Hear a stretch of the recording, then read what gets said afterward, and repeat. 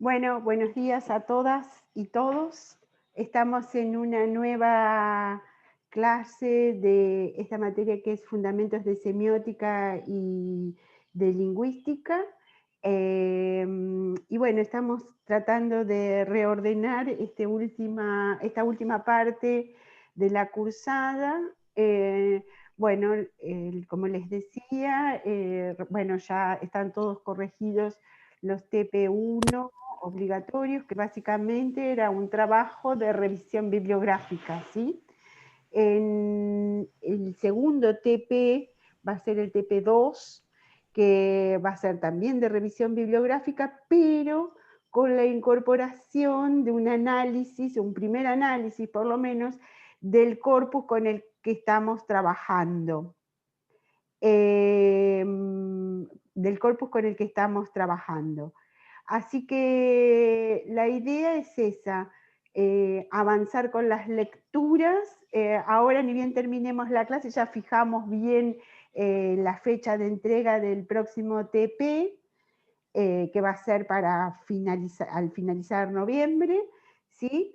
Y avanzamos sobre la segunda parte del programa, que es básicamente da cuenta de esa función comunicativa, ¿no? Esto que veíamos en el esquema de Parrett, y especialmente lo que vamos a revisar son materiales vinculados a los estudios del discurso, ¿no? Sobre eso estamos.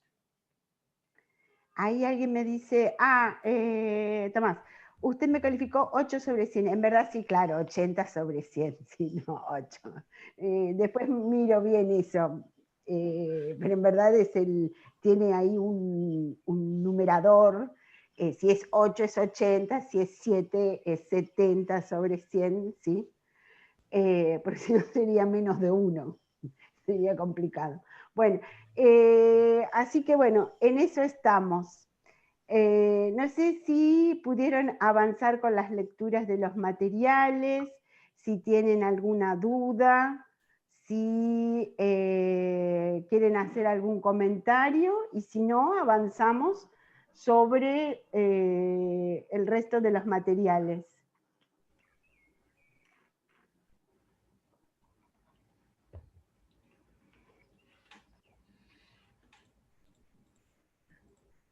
Bien, entonces vamos a tratar de pensar algunos de los tantos tipos de estudios del discurso que podemos leer en la literatura especializada, ¿no?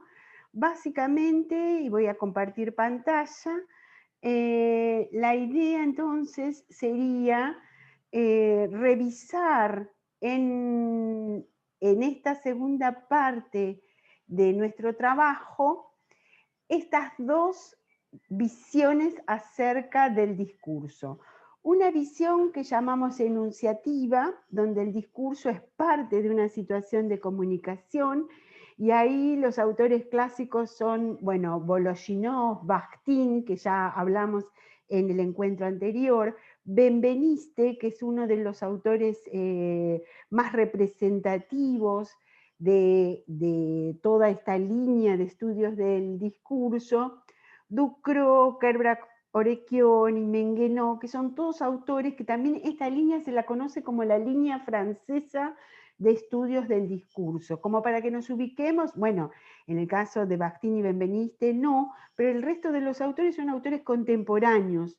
Incluso los podemos buscar en las redes, están actualmente dando charlas y conferencias sobre las distintas especialidades que trabajan, ¿sí? Esa sería una postura en relación, una de las posturas teóricas en relación a los estudios del discurso. La otra postura que vamos a revisar, y por lo menos comenzar a revisar, tiene que ver con una visión materialística y dialéctica, es decir, donde se entiende básicamente al discurso como una interacción generalizada, ¿no? Y donde cada uno de los enunciados que yo produzco forma parte de una cadena de enunciados, ¿sí?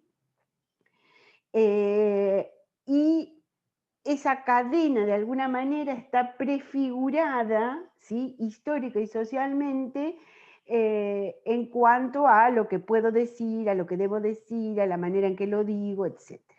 Básicamente, en la medida de lo posible, vamos a trabajar sobre esas dos grandes lugares para pensar el discurso. Profe, una pregunta. ¿La visión Sí, materialista tiene algo que ver con el estructuralismo? en verdad serían postestructuralistas, ¿no? Este tipo Claro. de estudios en verdad surgen como una revisión postestructural. De hecho, si ustedes revisan en el texto de Calzamiglia, que es uno de los primeros que dejé para ver, ¿no? Es decir, da como distintos antecedentes de lo que es un estudio del discurso, creo que en el capítulo 1. Y ahí establece claramente que en verdad un estudio de tipo estructural, su límite y su unidad de análisis es la oración, ¿sí? En cambio, este tipo de estudios sobrepasa el límite de la oración. Por eso nuestras unidades de análisis ya no van a ser las oraciones, sino que van a ser unidades mayores como puede ser un discurso. ¿Se entiende? Carla me parece que estaba preguntando, ¿no? Sí, sí, sí, estaba preguntando yo porque me surgió esa idea por el tema del uso de la cadena. Bien, sí, en verdad esta idea de la cadena es una idea que también la habíamos visto en el texto de Bakhtin, ¿no? Es decir, que esta idea de la relación entre el texto y contexto, ¿no? De, bueno, lo que yo digo es solo un eslabón de algo mayor que es una discursividad social, ¿sí? Por eso, bueno, después vamos a ver los ejemplos que ustedes encontraron, que son muy, muy pertinentes y dan cuenta de estas reflexiones a nivel teórico, ¿no? Es decir, que cada uno de esos textos que ustedes seleccionaron forman parte de una cadena discursiva, ¿sí? Que le da cierta aceptabilidad y legitimidad, ¿sí? Así que bueno, vamos a empezar por el principio. Uno de los primeros autores que leemos es Benveniste, ¿no? Que en verdad es un autor también estructuralista en los términos en que plantea Carla, pero que de alguna manera revisa eso y lo podemos considerar como postestructuralista, ¿no? Bueno, hay un texto que es un clásico para pensar estas cuestiones que se llama El aparato formal de la enunciación. Y acá, fíjense que es un texto muy antiguo, pero da cuenta de una ruptura muy importante en los estudios del discurso. ¿Por qué? Porque precisamente ahí plantea, y contraponiéndose a lo que es el estructuralismo sociuriano, que en el habla, la utilización de la lengua, puedo encontrar un aparato formal. ¿Qué significa esto? Que en el habla puedo encontrar estabilidades, ¿sí? ¿Se acuerdan que nosotros cuando estudiábamos la lengua como sistema de signo, una de las cuestiones que señalaba Saussure era básicamente que la lengua era un sistema homogéneo, ¿no? Que tenía ciertas estabilidades y que por eso la lingüística tenía que concentrar su estudio en la lengua y no en el habla, que era la manifestación individual. ¿Se entiende esto? Estos autores en verdad empiezan a pensar, ojo, en el habla puedo encontrar ciertas regularidades, puedo encontrar cierta visión sistemática. Por eso habla del aparato formal, ¿sí? Y entonces dice básicamente que la enunciación es esto, es poner en funcionamiento la lengua. ¿Qué significa poner en funcionamiento la lengua? Utilizarla, ¿sí? Nada más y nada menos, ¿sí? Cuando utilizo la lengua, ¿qué es lo que hago? Selecciono, selecciono entre múltiples posibilidades, ¿sí? Y de acuerdo a cuál sea esa selección, voy a dar cuenta en mayor o menor medida la presencia del sujeto enunciador, ¿sí? Es decir, entonces, y de otra manera lo puedo decir esto, que en cada enunciado, ¿yo qué es lo que puedo rastrear? La huella del enunciador. Ahí está. ¿Y qué es la huella del enunciador? La marca, La su marca, pensamiento. las pistas, sí. ¿Cómo se posiciona ese enunciador frente a lo que está diciendo? ¿Sí? Claro, la intención, las metas, el La objetivo. intención, las La metas, posición que tiene frente a la ese tema. posición que tiene, el encuadre ideológico donde se encuentra, ¿no? Decíamos, creo que en la clase anterior, la diferencia entre joven, menor y niño, ¿no? O niñe, y cómo, de acuerdo a cuál sea la selección léxica que yo haga, me instalo en determinada construcción de sentido, podríamos decir. Entonces ahí ya se empieza a asumir como algo subjetivo. Claro, en verdad parten estos autores que la lengua es subjetiva, ¿no? Es decir, que todo, siempre que utilizo la lengua, es decir, que el sujeto en verdad se establece, se instaura en el sistema lingüístico, ¿no? Es decir, que es el lugar de esa subjetividad. Y entonces el hablante se apropia de la lengua a partir de índices específicos, por eso se llama aspecto indicial del lenguaje, que ¿cuáles son esos índices? Pronombres, tiempos verbales, adverbios, es decir, categorías gramaticales. Si ustedes ven el texto de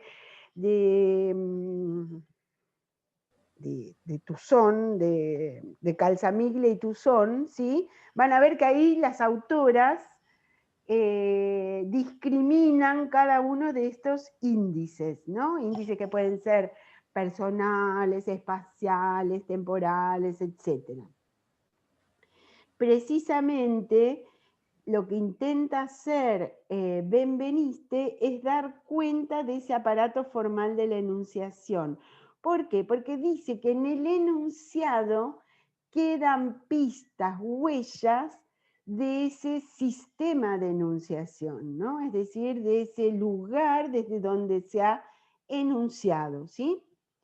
Entonces, en cuanto el individuo se declara locutor y asume la lengua, implanta a un otro delante de él. Y toda enunciación es siempre una alocución, es decir, que yo siempre que estoy hablando, ¿qué es lo que hago? Instalo a un otro, ¿sí? Un otro que va a ser el destinatario de eso que yo estoy diciendo. Y ese otro va a estar inscrito de diferentes maneras dentro de eso que estoy diciendo. ¿Se entiende? Pregunten todo lo que se les ocurra, ¿eh? Entonces, el locutor toma la lengua por instrumento y en esa relación determina los caracteres lingüísticos de la enunciación, ¿no? Es decir, que la enunciación es básicamente una acción lingüística, ¿sí? Una acción que se realiza por medio del lenguaje.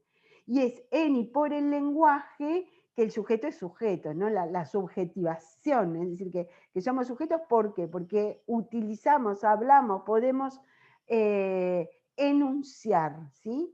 Y enunciar, ¿qué es? Esto que decíamos hace un ratito, es convertir la lengua en discurso, ¿sí? La lengua es un sistema formal que nosotros tenemos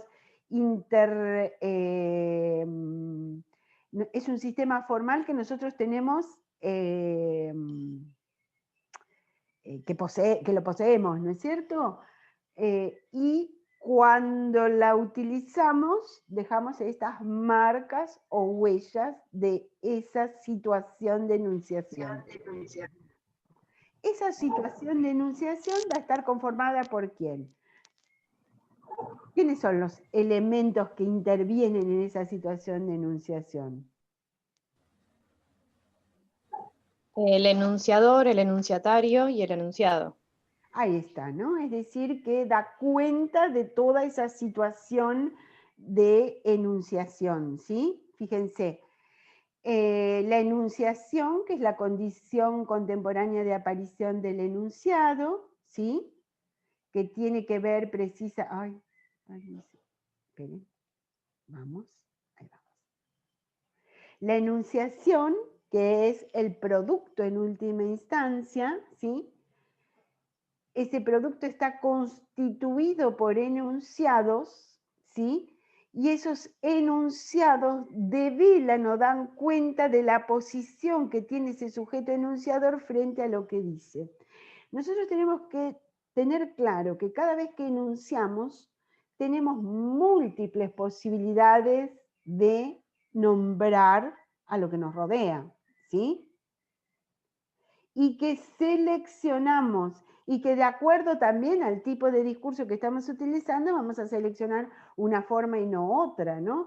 La forma de tratamiento, no sé, todo lo que decimos de alguna manera está marcado subjetivamente. ¿Se entiende esto? Bien, entonces avanzamos un poquito más. Otro de los autores que trabajan sobre este tema es Ducrot, ¿sí? Que también tiene un texto que es un clásico que se llama La noción del sujeto hablante, en un libro que ya nos marca el lugar desde donde estamos pensando estas cuestiones, que se llama El decir y lo dicho. Es decir, la diferencia entre lo que digo y lo que quiero decir, ¿no? Que tiene que ver con la intencionalidad. O entre lo que digo y no digo explícitamente, y yo lo reconstruyo a partir del sentido, ¿sí?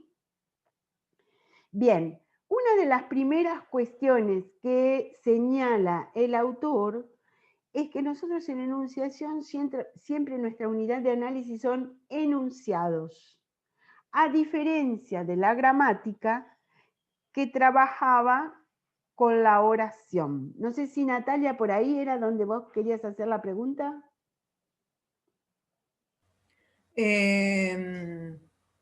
A ver. Si era por acá. Construcción. Sí, puede ser, porque era como que hacía por un lado la diferencia entre palabra y oración, que eran como unidades mínimas de la lengua, algo así decía. Ahí Y el está. enunciado era una unidad mínima del discurso. Eso, Pero perfecto. decía que las palabras y las oraciones, esto, no determinan posturas, había como una serie de características que me costaba ubicarme ahí. Bien. Como que no tenían intención, como que perfecto. Bien, precisamente son distinciones teóricas. Siempre tenemos que partir de ahí, ¿no? Es decir, fíjate lo que dice el autor. Dice, el enunciado es el producto concreto de un proceso de enunciación. Es la huella verbal de ese acontecimiento, ¿sí? Puede tener o no la forma de una oración, pero el enunciado siempre va a estar en relación a su situación de enunciación. ¿Sí? En cambio, la oración es una entidad abstracta. ¿Sí? Pero la diferencia es esa que es el contexto. Claro. En verdad, más que contexto, nosotros hablamos de situación de enunciación. ¿Sí? La situación de enunciación es precisamente la que convierte esa sarta de palabras en un enunciado. ¿Sí? Fíjense que la oración, lo que nosotros conocemos como oración, como tradicionalmente conocíamos como oración, la maestra, ¿qué nos hacía hacer con la oración? ¿Cuál era el ejercicio típico de cuando trabajábamos con oración? Hacer análisis sintáctico. Hacer análisis sintáctico. Claro, ahora que te escuchaba vos y a la pregunta de la compañera, es como que la oración, cuando vos decís que es no sé si hablabas de una categoría teórica o una cuestión como conceptual o teórica, es como eso, la oración es como algo apartado que se utiliza para algo específico, sea, por ejemplo, para el análisis sintáctico, Y cuando hablamos de enunciado, en realidad estamos comprendiendo que el enunciado se da en una situación, en un momento, en un contexto, en donde intervienen actores. Claro, esa es la diferencia fundamental. La oración siempre es una construcción teórica, una construcción del lingüista, ¿sí? Por eso, cuando nosotros hacíamos ese ejercicio en la escuela, en verdad, no sé, nunca te preguntaba la maestra, bueno, ¿quién lo dijo? ¿Dónde salió eso?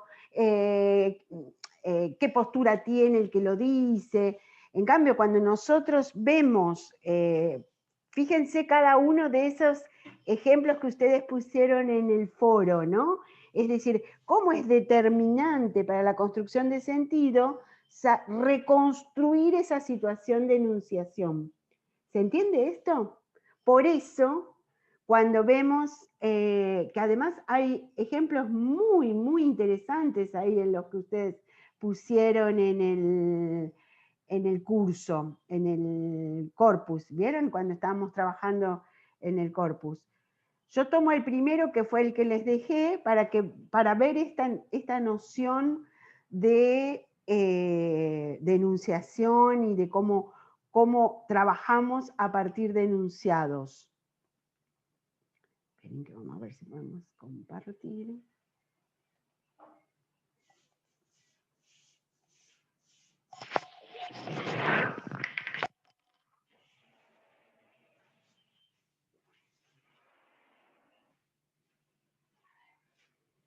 A ver, si podemos...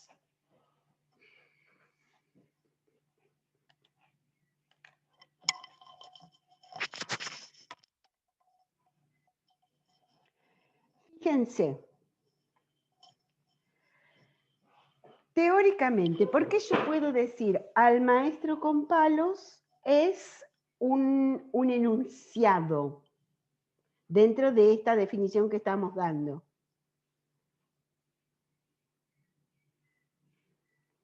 A ver. Porque podemos detectar un enunciador, que sería página 12. Podemos decir que hay enunciatarios, que es el público en general, o quien va y compra ese diario, porque está en un contexto, lo podemos situar temporalmente y geográficamente en un lugar, en Buenos Aires, en el 2020, no sé si la nota es del 2020. No, es anterior, es una movilización importante que se intentó instalar una carpa, ¿no?, en el Congreso y fue desalojado, fue reprimido por la policía, y ahí es donde, eso es la enunciación, ¿no? Es decir, de acuerdo hubo incidentes, ¿sí? Es decir, de acuerdo a cómo lo nombro a ese evento, a ese hecho, enuncio de una manera distinta, y en esa enunciación, que es lo que estamos tratando de pensar, quedan marcas, huellas, ¿sí?, del sujeto enunciador. No es lo mismo decir incidentes que en la Plaza del Congreso a decir la policía reprimió a los docentes en la Plaza del Congreso. ¿Se entiende?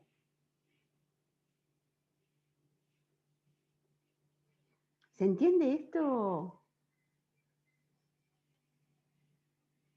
Sí, perfecto. Bien, entonces, cuando trabajamos desde este punto de vista de la enunciación, nuestras unidades de análisis son los enunciados, ¿sí? Un enunciado sería al maestro con palos, ¿sí? Que ahí ya empieza a jugar todo lo que empezamos a estudiar del lenguaje, ¿no? Es decir, nada. ¿Qué es lo que nos llama la atención de este titular, por ejemplo? Palos. Claro, y además, bueno, podemos hacer múltiples interpretaciones, incluso es la resemantización de una película muy antigua que se llamaba Al maestro con cariño, es decir, que también podemos como retomar, fíjate esto que decía Bastín, esas voces sociales, etcétera, ¿sí? Podemos reconstituir esto que decía Carla, ¿no? De la situación de enunciación, y podemos también establecer el tipo de lectores previstos por este medio, página 12, que quizás es diferente al de La Nación. Fíjense cómo lo titula el mismo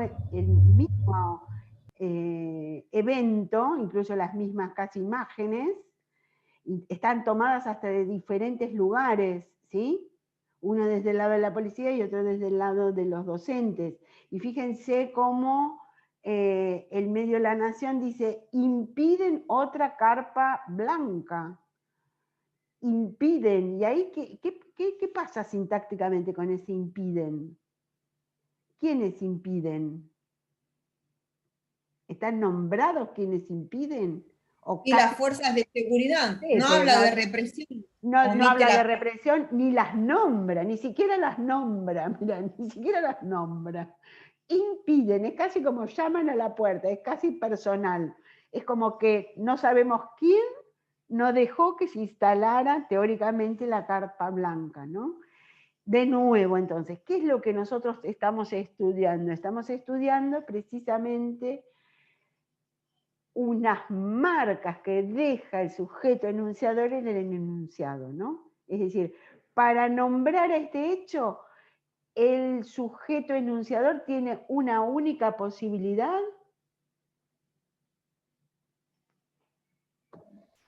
No, tiene varias, profe. Tiene múltiples posibilidades. Y además, bueno, aparte, lo va a hacer desde el lugar editorial que tiene ese medio, ¿sí? Es decir, van a entrar en juego múltiples factores. Yo no voy a... Acá es lo que aparece la subjetividad, profesora. Tal cual. Es decir, que en este caso ya acá se complejiza porque en verdad ya no es un sujeto, sino que es, incluso algunos teóricos hablan de un macroenunciador. Es el medio el que está diciendo esto, ¿no? Es decir, es el medio, la nación es un grupo mediático el que de alguna manera está enunciando de esta manera, ¿sí? Claro, Incluso de esta manera se puede ver. Ahora vemos. Una cosita te digo y después vemos. Sería hasta disruptivo. Si yo no les pusiera que esto es página 12 y esto es La Nación, hasta ustedes lo podrían identificar como enunciaciones propias de esos medios, ¿sí? Claro, a eso le iba a decir, que es, Claro. Es como que muestra a qué grupo representa. Bien. De nuevo, lo que nosotros analizamos es la selección de palabras que hace, la ubicación de las palabras, el tipo de construcciones verbales que utiliza, porque son marcas lingüísticas, ¿no? Que utilicen, impiden otra carpa blanca, es esto que decíamos hace un ratito, el impiden, no sabemos, no lo dice, no lo explicita.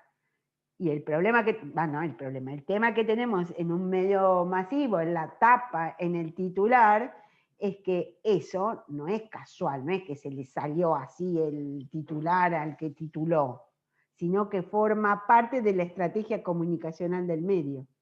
¿Se entiende esto?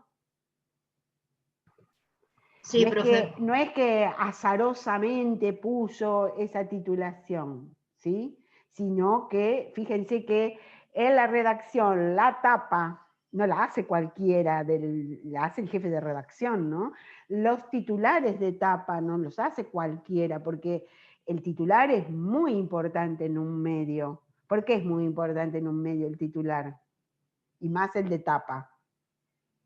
Porque es la cara visible, es lo primero que ves. Sí, y además es el que te da el campo semántico de lo que va a ser esa construcción de sentido, ¿no? Claro, es como la vidriera.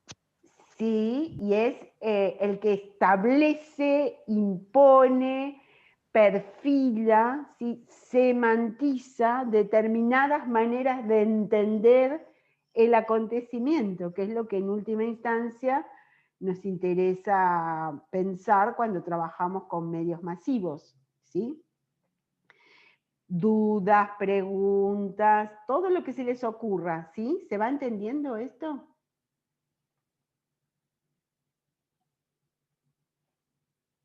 Entonces, volviendo a nuestro cuadro. Una oración es una construcción teórica, es impersonal, no hay vínculo con el contexto. Lo que interesa es ver cuáles son los elementos internos. Por eso cuando nosotros hacíamos análisis sintáctico, lo que hacíamos era precisamente ver las relaciones internas entre los elementos, ¿sí? ¿Estamos hasta ahí? No tiene relación directa con los enunciados ajenos, es decir, con otras cadenas de enunciados. Es una entidad abstracta, ¿sí? Porque es una entidad que no tiene una realización concreta, ¿sí? Es una formalidad en última instancia. No determina posturas de respuesta, ¿sí? Y se le asigna significado.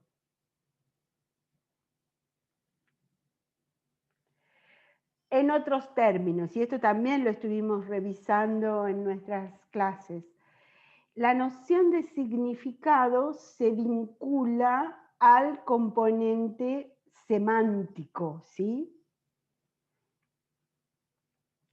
Incluso, fíjense, desde el sentido común, cuando yo digo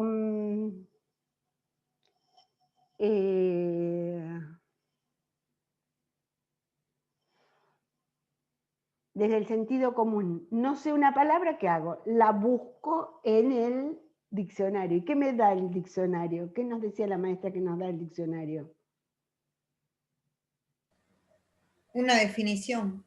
Sí, y nos decía que nos daba el significado de la palabra, ¿no? ¿No decía así? Una Sí, sí, definición. profe. Entonces, Sí, por ejemplo, sí. claro, si yo digo perro, voy al diccionario y ¿qué me dice perro?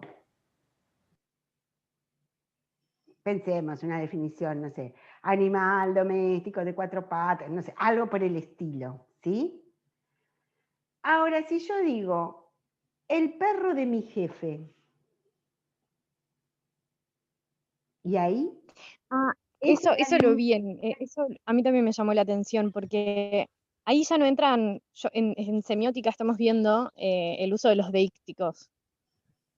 Y se me hizo muy familiar cuando en el texto, en el de la clase 9, empieza a especificar justamente, por ejemplo, cuando decís qué gran día, ¿cómo sabes qué quiere decir qué gran día? Es eso es lo que O estamos cuando decís estudiando, escuchaste ¿no? eso fuera de contexto, Es claro. que en verdad el enunciado es una unidad elemental y real de la comunicación verbal. ¿Qué significa eso? Que yo puedo reconstruir a partir del enunciado la situación de enunciación, ¿sí? Es decir, que puedo identificar quién es el enunciador, cuál es el enunciatario, en qué espacio se da, en qué tiempo, en qué momento, que son básicamente las unidades de la enunciación, ¿no? Los actores sociales que intervienen, este enunciador, enunciatario, el espacio y el tiempo.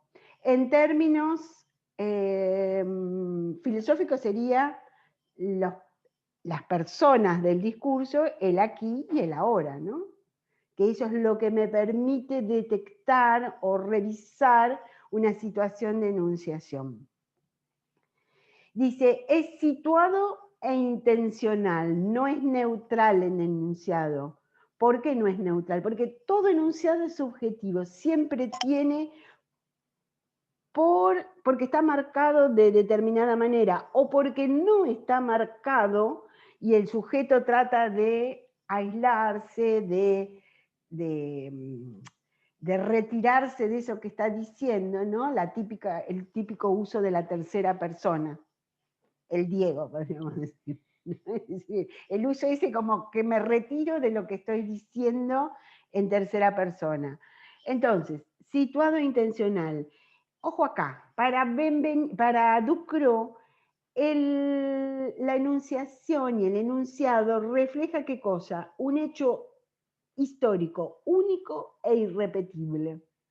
Es decir, que cada vez que yo enuncio y cada vez que nombro algo puede tener tantos sentidos como lugares de enunciación en los cuales yo los he dicho. ¿Se entiende esto? Se relaciona con enunciados anteriores y posteriores. Esto después lo vamos a ver con mayor detenimiento cuando veamos discurso social y Engenot. Es una manifestación particular y concreta a la que se le puede asignar un responsable. Supone siempre una respuesta, por eso, porque es dialógico, por esta característica que decíamos al principio, y a diferencia de la oración que se le asigna significado, al enunciado se le asigna sentido. Y ese sentido va a estar en relación a ¿qué? A la situación de enunciación. ¿Sí? Es decir, que ese sentido va a variar de acuerdo a las características propias de la situación de enunciación. La situación de enunciación tiene que ver con estos elementos que señalábamos hace un ratito, ¿no? Es decir, tiene que ver con ¿qué? Con quienes participan, con el espacio, con el tiempo, ¿sí? ¿Se entiende esto un poquito más?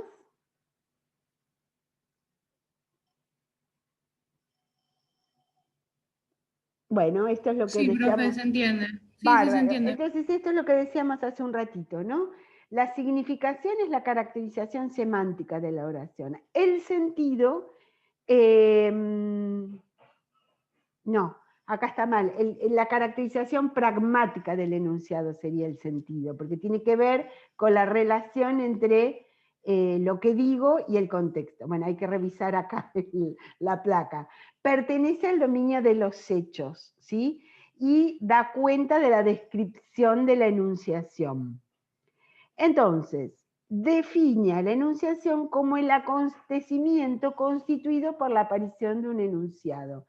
Siempre es histórica y, de acuerdo a esto, todo enunciado va a ser diferente al otro, porque siempre va a tener momentos de realización diferentes. Es un acontecimiento histórico, se da la existencia a algo que no existía antes, de lo que no se hablara y que no existirá después. Por eso es momentáneo. Es una aparición momentánea. Y entonces, una vez que define el autor qué es esto de la enunciación, cuáles son las unidades de análisis de la enunciación, se va a detener en un tema que es nodal para las reflexiones sobre la enunciación, que tiene que ver con el sujeto de la enunciación, ¿sí? Es decir, que tiene que ver con lo que él postula como una crítica a la unicidad del sujeto hablante, ¿sí? Una postura de tipo tradicional, como una postura de tipo conductual, da cuenta en última instancia que el sujeto es siempre uno. ¿Qué es lo que plantea este autor? Que esa definición de sujeto único es inadecuada cuando hablamos de la utilización de la lengua. ¿Por qué? Porque por lo menos en un enunciado yo puedo desdoblar a ese sujeto enunciador. Entonces, ¿qué es lo que propone el autor? Que por lo menos puedo distinguir, por un lado, un ser empírico, ¿sí? Un ser, él le dice, un ser de carne y hueso, que es el hablante efectivo, ¿sí? En el caso de enunciación, ese no nos interesa, nosotros no analizamos a las personas físicas. ¿Se entiende esta distinción? Sino que nosotros lo que vamos a analizar es básicamente al locutor, es decir, al sujeto responsable de la enunciación. partiendo de la idea que cuando yo enuncio puedo asumir diferentes actitudes de locución, me puedo instalar en diferentes lugares, ¿sí? Y ese locutor va a ser un ser discursivo, va a ser el responsable del enunciado, a él van a remitir las marcas de primera persona, ¿sí? Pero va a ser siempre un ser discursivo. Ojo acá, porque esto es fundamental para entender lo que estamos haciendo. Nosotros no analizamos a personas de carne y hueso. Nosotros lo que analizamos son los discursos, lo efectivamente dicho. ¿Sí? Eso efectivamente dicho lo vemos a partir de la figura del locutor en estos términos. Es decir, que nosotros lo que vamos a analizar es el ser discursivo.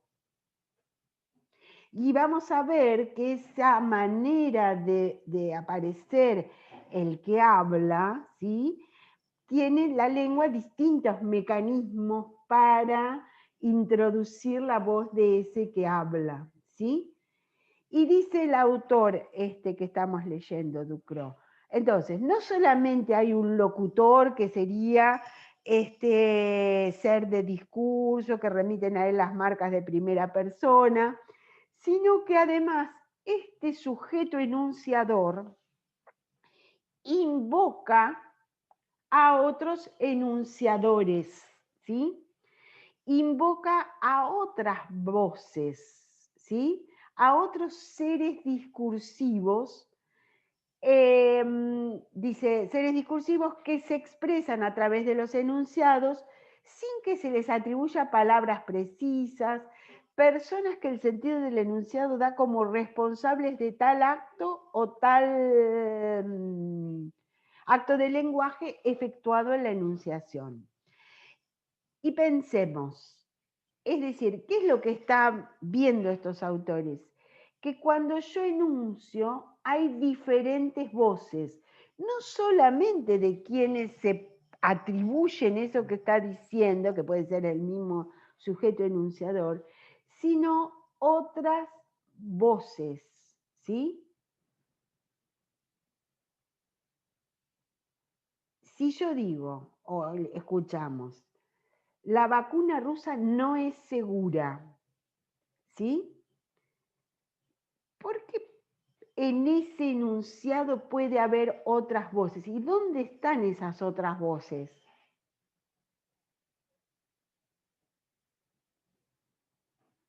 A ver, pensemos.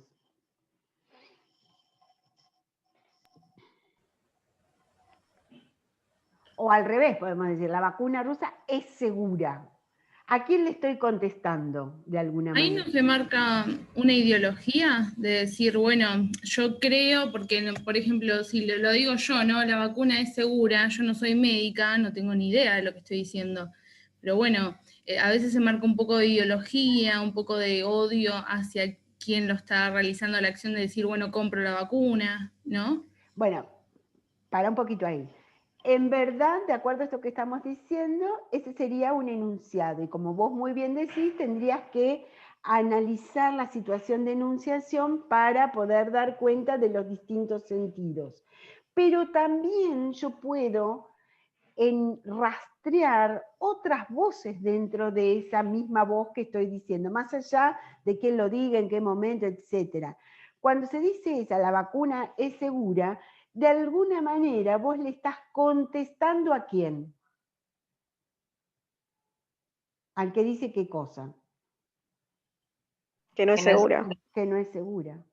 Es decir, a eso se refiere el autor, ¿no? Es decir, cuando el desdoblamiento, y entonces dice, en la lengua hay múltiples mecanismos que me permiten incorporar la voz del otro, de esos otros enunciadores, ¿sí? Por ejemplo, con las negativas, ¿sí? Siempre que utilizo la negativa, en verdad traigo a mi alocución la voz de otro, ¿sí? el problema no es la inflación. ¿A qué le estoy contestando? Al que dice que el problema es la inflación. Sí. ¿Se entiende? Dice, más allá de todo esto que decía recién Antonella, ¿no? Del posicionamiento, del lugar desde donde se instala, etcétera, etcétera.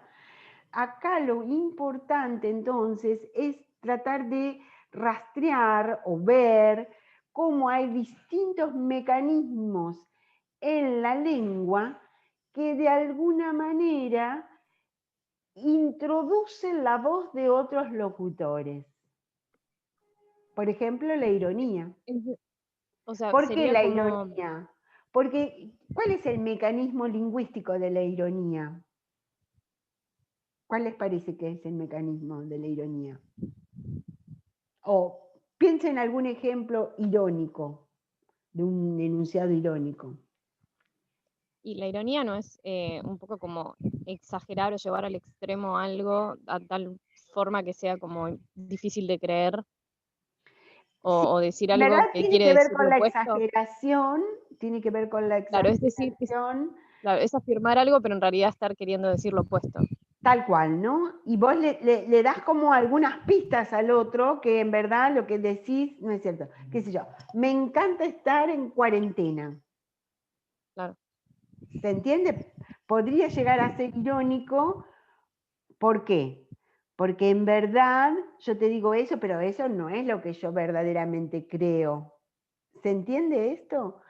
El Profe, lenguaje... pensar en el locutor es como pensar que nos habitan discursos. múltiples. Claro, es como que yo estoy diciendo algo que técnicamente alguien ya lo dijo. Tal cual. Incluso en el texto que ustedes leen, en el de Calzamilla, tiene una frase que me parece re interesante. Dice, son muy pocos los enunciados adánicos, como dichos por primera vez, ¿no? Es decir, la mayoría de nuestros enunciados dan cuenta de enunciados anteriores, o son refractarios, o le están contestando al otro, o estoy retomando la voz del otro. Lo interesante en este tipo de mecanismos lingüísticos es que nosotros, por ejemplo, no sé, en la gráfica, lo tenemos muy claro cuando, por ejemplo, están los dos puntos, las comillas, ¿no? Lo que conocemos como citas.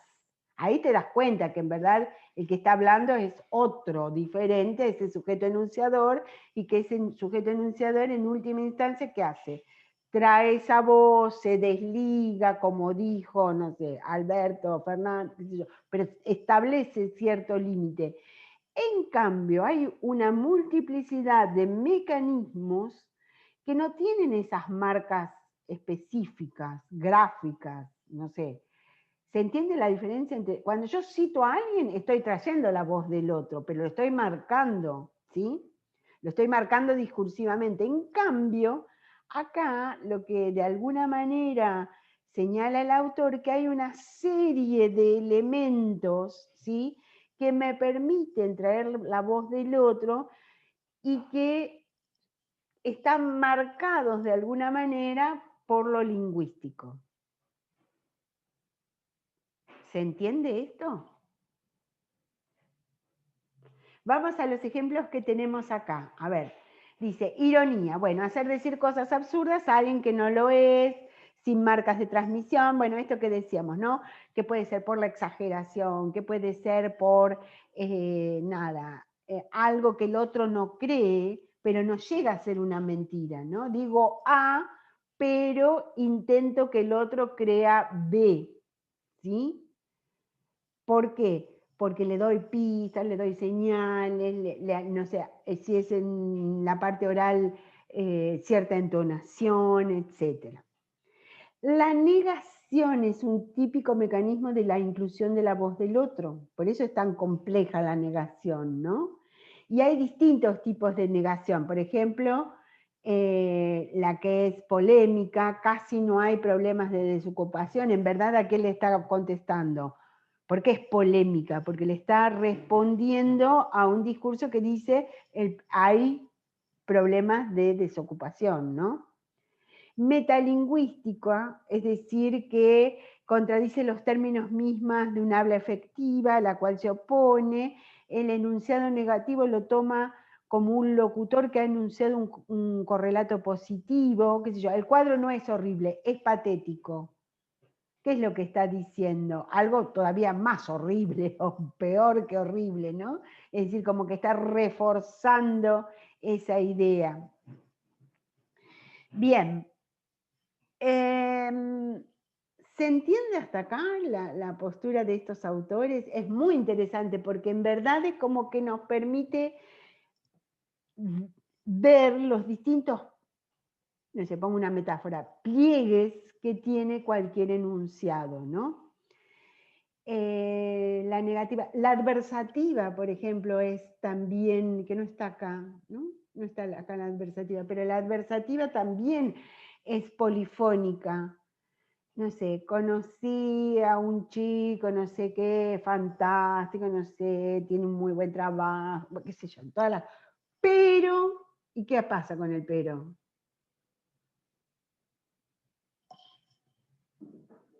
¿Qué pasa con el Y te pero? pone una condición. Sí. No, que va a venir algo negativo. Ahí está, y te restringe el alcance de la aserción. Todo era fenómeno, pero, chao. Es como que todo eso que yo venía diciendo, no sé si lo anulo, pero por lo menos le bajo intensidad, ¿sí? Y eso está dado por una adversativa, ¿sí? Por un elemento lingüístico. Y ahí también da cuenta de este desdoblamiento, ¿no? Es como que el sujeto dice una cosa, pero, chau, cuando le dice el pero, le cambia absolutamente el lugar. Bueno, esto es muy evidente en todo tipo de discurso. Entonces, y como recapitulando, ¿no? Van a ver que existen múltiples categorías enunciativas, por ejemplo, la de Ixis, las cargas valorativas del léxico, distintos recursos polifónicos, modalidades. Son todos elementos que yo puedo dar cuenta de en un análisis de tipo enunciativo. Bien, hasta acá. ¿Dudas, preguntas?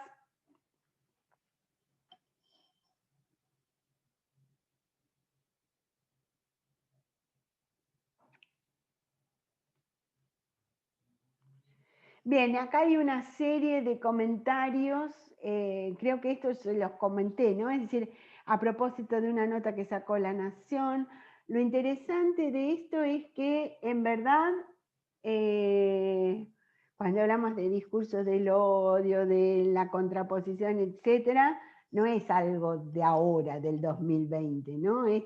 Todo este material está sacado en una nota del 2000, antes de cualquier otra cosa, ¿no? Es decir, cuando hablamos del discurso xenófobo, del contrario, etcétera, en verdad es como que nos podemos remitir, ¿sí? A otros estadios, y que, bueno, estas cuestiones violentas en el discurso siempre aparecieron.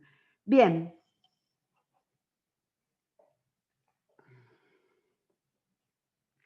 ¿Se va entendiendo? ¿Sí? No sé si, a ver, acá tenemos en el chat alguna duda. Clarín usaba mucho el pero, claro, Lía decía, sí, claro, porque en verdad es eso, ¿no? Es decir, el pero siempre te restringe el alcance de esa situación de enunciación. Bueno, si les parece, tomamos algún ejemplo de los que tenemos en el corpus como para pensar estas categorías que empezamos a ver, solo como ejemplos, ¿sí? No sé si alguien quiere que trabaje con su corpus, me dice, y yo lo busco y lo... Si no, pongo al de los maestros.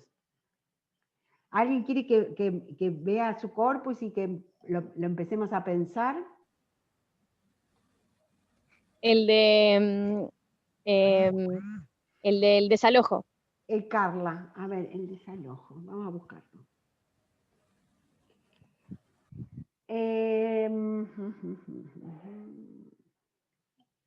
Desalojo en Guernica. Bien, aprovecho este trabajo en verdad es muy interesante hacerlo en forma grupal, es decir, que pueden armar grupos de 2 y hasta 3 personas, ¿sí? Para trabajar, y además facilita mucho la tarea y permite la discusión, y me parece que es muy enriquecedor trabajarlo en grupo. Así que después voy a poner todo esto en la plataforma para que los compañeros sepan. Bueno, a ver, Carla, ¿no? ¿Estás ahí? Sí, sí, sí. Dale, ¿nos podés contar un poquito? Yo ahora comparto la pantalla con lo que vos publicaste y nos contás un poquito qué fue lo que propusiste. Dale. Bueno, primero hicimos como Bien, porque Carla mm, está trabajando con alguien más, ¿no? sí, con Leandro López y con Agustina Barreto. Buenísimo. Hicimos como un primer paneo y el tema iba a ser el desalojo de Guernica. Y después conversando con les compas, claro, nos dimos cuenta que a partir del desalojo de Guernica empezaron a aparecer empezaron a hacerse presentes en algunos medios varias notas y noticias en relación a otros hechos de desalojos. Entonces, en vez de hablar del desalojo de Guernica, quisimos hablar de, o quisimos poner como tema el desalojo en general. Y a partir de ahí, bueno, empezaron a surgir como un montón de cuestiones, pero nos limitamos al desalojo de Guernica y a mostrar algunos medios como Página 12, Clarín, Infobae, Crónica, TN y América, porque encontramos, por ejemplo, en las capturas de pantallas de los canales, en los videograph que aparecen sobre la cobertura que se hizo del desalojo y en el caso de la entrevista a Bernie, encontramos como cierta selección de los actores y cierta posición de los actores que intervienen en el suceso, en el acontecimiento del desalojo de Guernica, en donde la policía en algunos de los casos cumple una función y las personas cumplen otra, en donde la violencia está mucho más presente y en donde en otros medios figura como la violencia de ambas partes. Entonces, bueno, como primero para revisar un poco eso, después como lo más notorio, ¿no? Después también los enfoques, por ejemplo, el enfoque de Página 12 que habla de un pedido en el Congreso para revisar qué fue lo que aconteció en el desalojo. Y en el caso de Clarín, bueno, una nota de opinión en donde directamente utilizan una analogía como muy metafórica y no al mismo tiempo en una nota de opinión. Bien. Como muchos elementos, ¿no? También la sección en Bien. donde aparecen, algunos en Bueno, sección país, a otros en ver, sección Carla, política. vamos a retomar algunas de las cuestiones que estás señalando que es muy interesante, ¿no? Es decir, en verdad, acá lo que ustedes están tratando de pensar es cómo un determinado evento, acontecimiento, es dicho por los medios masivos nacionales, ¿sí? Tanto Exacto. en la gráfica, ¿sí? Como en las placas de televisión. Por lo que estoy viendo son las placas que aparecen en el informativo en la televisión. Bien. En cuanto a la selección del material está muy bien, ¿no? Es decir, responde básicamente a esto que estamos tratando de pensar. Cómo un mismo acontecimiento es nombrado, es dicho por cada uno de estos medios. Acá es interesantísimo ver que son medios nacionales, de tirada muy importante, que son medios hegemónicos, y bueno, después vamos a ampliar un poquito más toda esta cuestión. También es interesante verlo desde este punto de la enunciación que estamos tratando de pensar, ¿no? Porque en términos teóricos, como los acabamos de ver, Cada uno de estos titulares, de estos graphs, son enunciados en términos de los que venimos viendo. ¿Se entiende esto, Carla, y el resto, no? Es decir, que vos vas a estudiar, por un lado, distintos discursos conformados por un conjunto de enunciados, ¿sí? ¿Por qué son enunciados? Por esto que veníamos diciendo, porque están dichos en un momento determinado, en un espacio, en un tiempo, etc.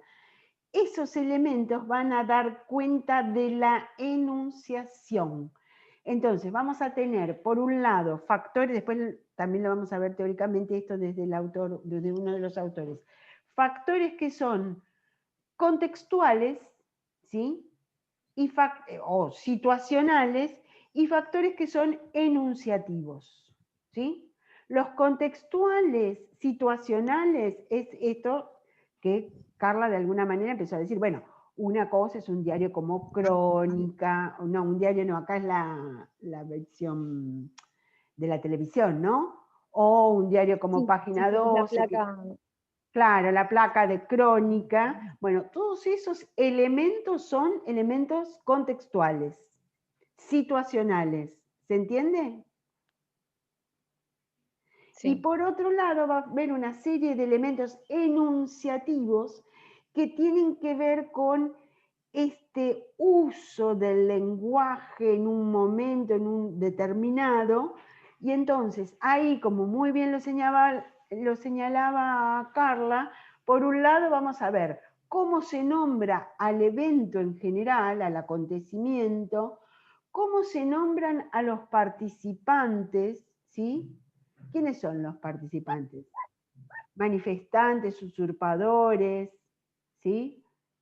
Los que cobran los planes, etcétera, activistas, o quienes son la policía, los efectivos, ¿sí? ¿Qué acción hacen? Desalojan, reprimen. ¿Qué es lo que hacen? ¿Sí? En la manera de nombrar va a estar dando cuenta de estas situaciones de enunciación. Eso por un lado. Y entonces después sí podemos tomar e ir como achicando, ¿no? Es decir, tomar titulares, tomar las bajadas, ver cuáles son esos elementos enunciativos que van a ser significativos para la reconstrucción del hecho. ¿Cómo están armados, no? Manifestantes tiran piedras, policías disparan balas de goma. Bueno, ¿de qué manera está enunciado eso, sí? ¿Se va entendiendo esto un poquito? Sí. ¿Sí? Es decir, que la idea sería de alguna manera poder poder leer estos materiales teniendo en cuenta la bibliografía que vamos estudiando, ¿sí? ¿Alguien más quiere, no sé, Carla, si quieres hacer alguna pregunta? No sé si está el resto del equipo acá que quiera hacer alguna pregunta. Quería, sí, en realidad más que una pregunta, quería ver si vos en un momento decías recién como a partir de como la selección de un corpus, ir achicando y profundizando o revisando los elementos por separado, y, no por separado, pero, o sea, sí analizándolos en su particularidad, pero dentro de un contexto siempre. Pero a mí lo que me sucedió, porque yo fui la que hinché en incluir otras notas y otras, como otros géneros discursivos, yo en vez de achicar, agrandé un poco la cuestión, entonces me parece que ahí me equivoqué, ¿no? No. En verdad,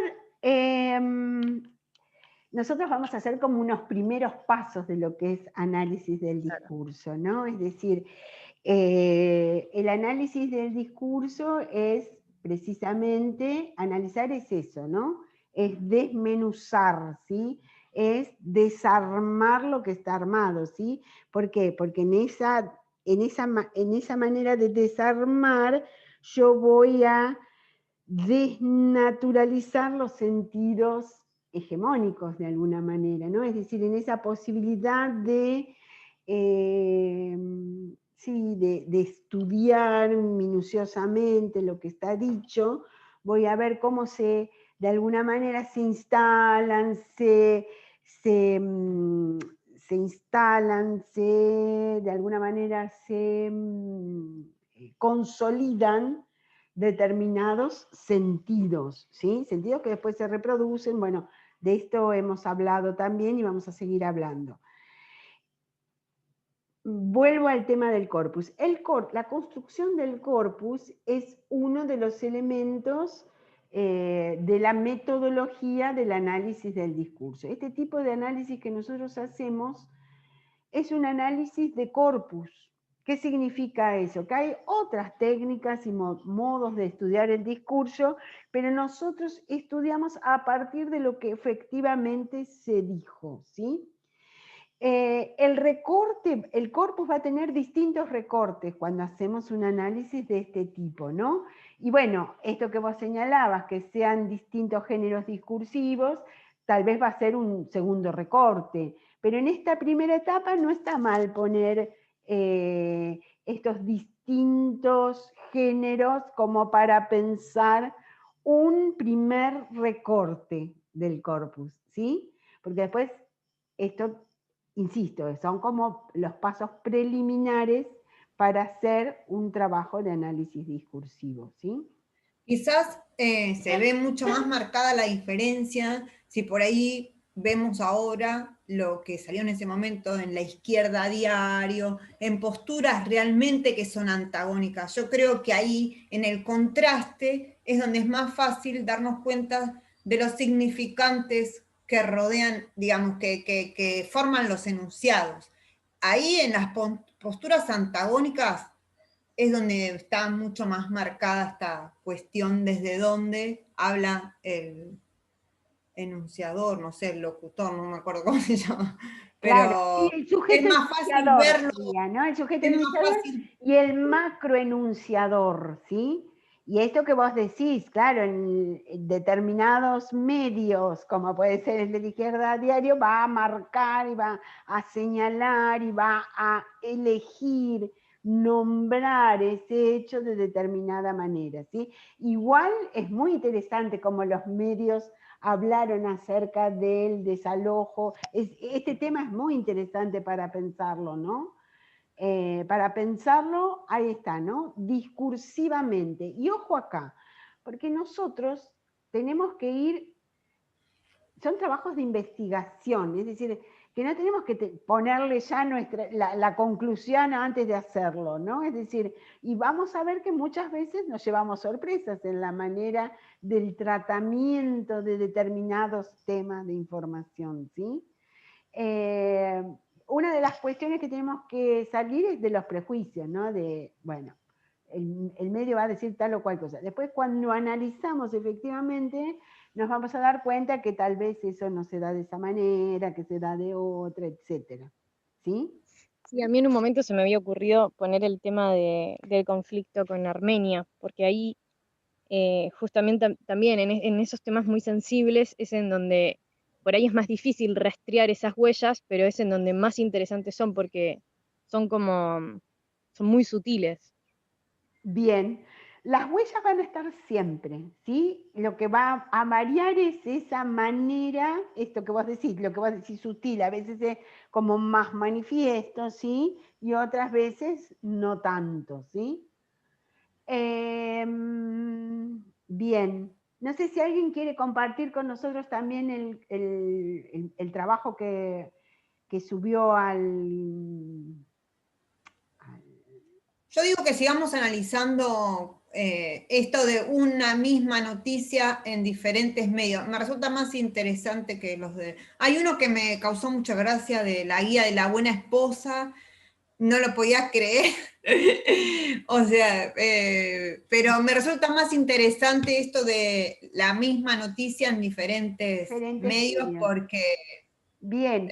Este de la buena esposa igual lo vamos a reservar para Angenot, que en verdad plantea esto, ¿no? Es decir, que estas aceptabilidades son históricas, ¿sí?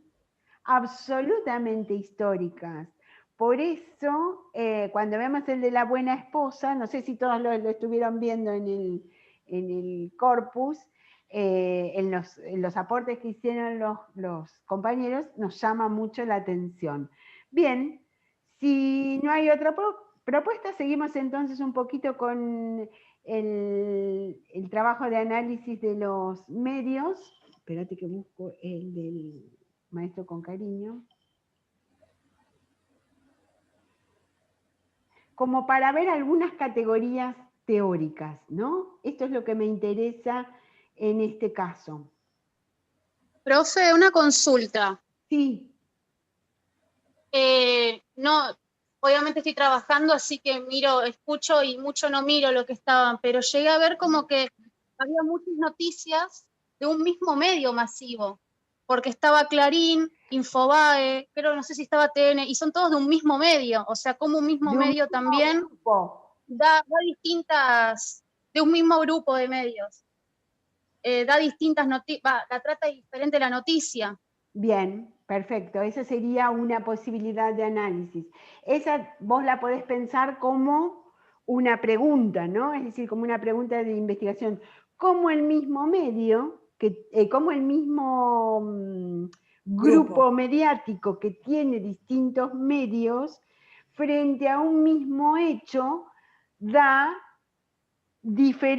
hace un tratamiento enunciativo diferente en cada uno de esos hechos, ¿sí?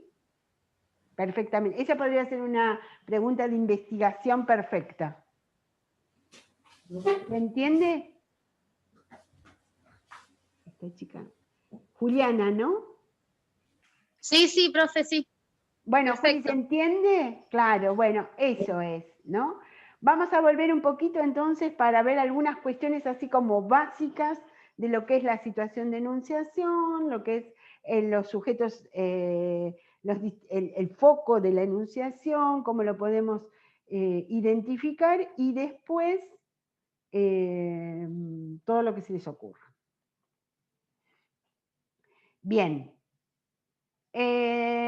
Como les decía, estas tapas aparecen luego de un conflicto docente que ocurrió el 10 de abril del 2017, ¿sí? Todos estos datos, que es un conflicto de tal fecha, que ocurrió en el Congreso, en la Plaza del Congreso, ¿qué tipo de datos son? Pensemos. Son datos de tipo contextuales, situacionales, ¿sí? Que son los que me van a permitir reconstruir parte del sentido de lo que está diciendo esos medios. Después tenemos que pasar a lo que sería la enunciación, ¿no? Es decir, cómo el medio enuncia eso que ocurrió. Y acá vamos a tener diferentes macroenunciadores. Por un lado está Clarín, por otro lado tenemos Página 12 y por otro lado tenemos La Nación. En términos estos teóricos que estamos pensando, debido a la tipología genérica, ya no hablamos de un enunciador aislado, sino de un macroenunciador. En los medios lo que ocurre muchas veces es que hay notas que son firmadas, ¿sí? Entonces, en ese caso, ese sujeto enunciador asume la autoría, ¿sí? Pero sí, desde los términos enunciativos, a nosotros lo que nos interesa es la posición de locución que toma, es decir, cómo se instala frente a eso que está diciendo, ¿sí? Y en este caso puntual, fíjense en el caso de Clarín, ¿sí? Dice, Baradel quería su propia carpa blanca y lo sacó la policía, ¿no? Esa es la manera en que este macroenunciador dio cuenta de un determinado hecho, evento, situación de la realidad, ¿sí? Nosotros lo que estamos precisamente estudiando es eso. Bueno, ¿cuáles son estos elementos enunciativos que aparecen, ¿sí?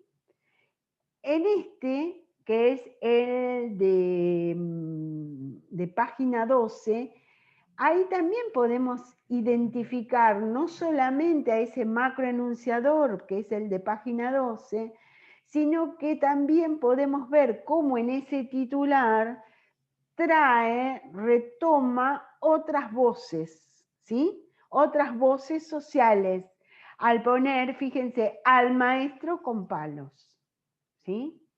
Piensen que de eso se trata, ¿no? Es decir, que estamos dando cuenta de una situación de represión, de hostigamiento, y de nuevo, cómo yo nombro a esa situación, cómo la enuncio, voy a dar un sentido y no otro. Fíjense que el sentido que plantea Página es totalmente diferente al que plantea Clarín, ¿no? Es decir, Baradel quería su propia carpa blanca y lo sacó la policía, lo retiró. En verdad la policía estaba con gas pimienta, no sé, estas imágenes, yo no sé si recuerdan el hecho, pero en verdad, Yo quiero decir algo ahí. Cuando este titular es necesario, cuando usted dijo al maestro con cariño, ahí recordé, y ahí hizo anclaje el titular. Por lo menos en mí yo no me acordaba de eso. Entonces, para que resuene en el otro, digamos, en este caso tiene que haber como una reminiscencia de otra cosa. Traer lo otro a esto. En verdad, tiene que ver con lo que estamos estudiando, que es el sentido, ¿no? Es decir, por eso. La manera, a ver, pero no irme demasiado. Pero uno de los elementos que nosotros tenemos como para identificar ese sujeto de enunciación, esa manera de enunciación, etcétera, tiene que ver con la estabilidad genérica, ¿sí? ¿Por qué nosotros acá no dudamos? Porque si vos sacás esto y lo pones al maestro con palos, nunca sería un titular de tapa de un medio tradicional. ¿Se entiende? Porque la manera de construcción del titular de tapa de página 12 es bastante disruptivo en relación a los otros medios, ¿sí? Incluso ha generado una retórica distinta a la de los medios, no sé, como en La Nación, como Clarín, etc. Y pasa esto que vos decís, ¿no? Es decir, si tal vez vos no llegás a asociar con esa otra voz, bueno, te quedás con un sentido distinto, diferente, ¿sí? Por eso dice también Ducrot que cada enunciado, ¿sí?, es único, histórico e irrepetible, ¿no? Que tiene que ver con esa producción de sentido.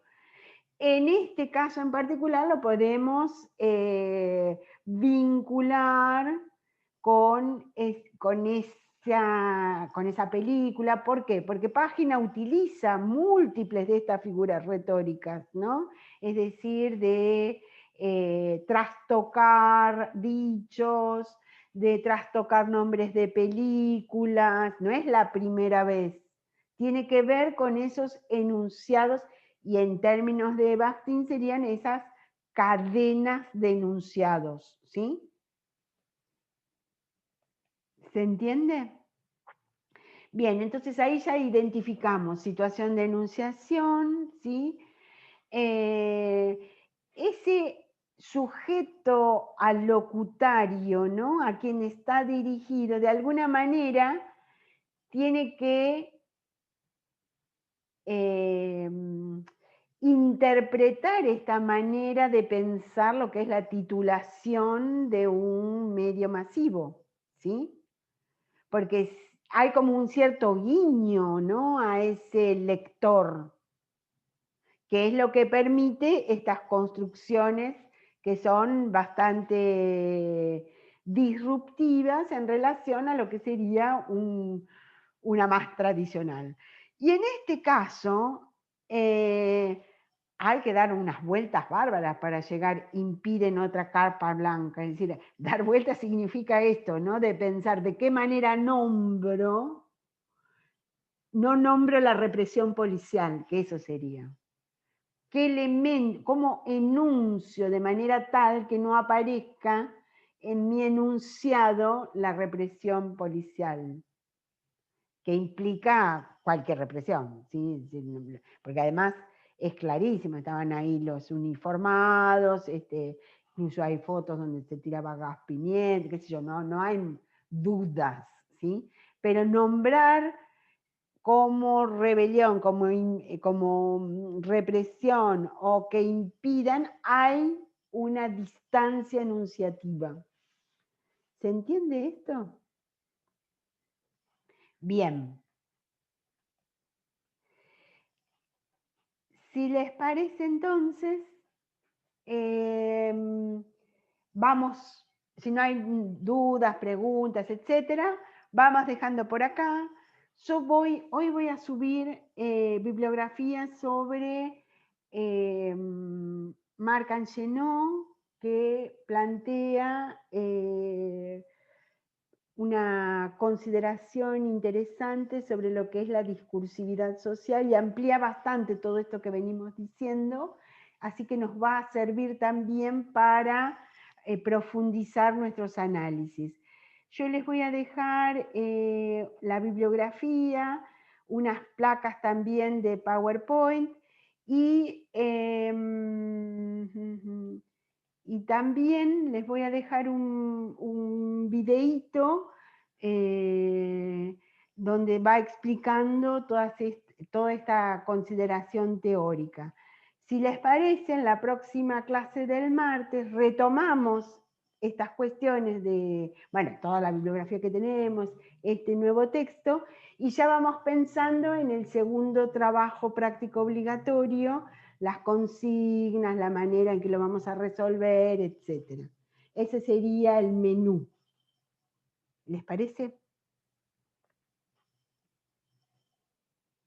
Perfecto, profe. Ahí está, Juli. Bien. Natalia, ¿te quedó alguna duda sobre esto que venimos señalando? No, gracias. ¿Quedó claro esto de oración y enunciado? Oración Sí. siempre es abstracto, ¿sí? Nosotros, además, esto que decíamos, ¿no? En la escuela generalmente vimos porque ese es otro de los problemas que tenemos, que siempre en la escuela vimos a la lengua desde esa visión gramatical y formal, ¿no? Es decir, esto que tiene un único significado, que para todos es lo mismo. Acá nos estamos corriendo, estamos haciendo eso que se llama el giro discursivo, y estamos viendo que, bueno, desde Vologinov en adelante, el signo siempre es ideológico, siempre hablamos desde un lugar determinado, siempre lo marcamos, hay tipos de discurso donde esto es muy intencional, la disputa por el sentido en los medios, ¿sí? Y ciertos medios que tienen un poder de creatividad ya ilimitado, ¿no? Es decir, no sé, alguien puso la disputa sobre las vacunas, y ni les cuento lo que va a venir ahora si mandan al Congreso nuevamente la ley de la interrupción voluntaria del aborto, ¿no? Porque además son temas muy polémicos, entonces son temas donde aparecen estas posiciones. Polémica es eso, ¿no? Polémica es una guerra verbal, significa eso, polemizar.